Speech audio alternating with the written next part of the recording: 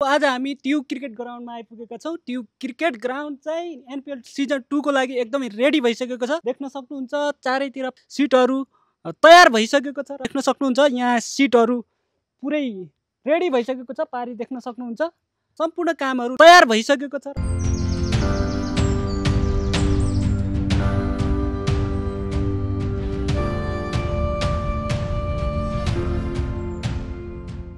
यतिखेर tube cricket ground देख्न सक्नुहुन्छ हराभरा पारिएको छ।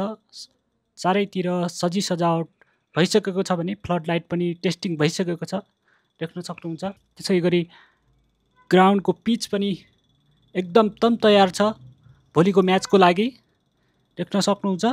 त्यसै गरी यो स्कोरबोर्ड पनि तयार भइसकेको छ।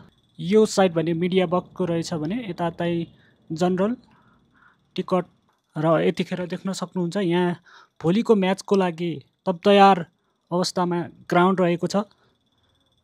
सबैतिर सजी सजावट भइसकेको छ। यहाँ टिमहरू बस्ने ठाउँमा पनि एकदमै सजावट भइसकेको छ भने फ्लड लाइट पनि टेस्ट भइसकेको छ। यो एरिया चाहिँ भिआइपी एरिया हो भने यो पारिपट्टिको एरिया चाहिँ जनरल टिकटको लागि भनेर छुट्याइएको छ।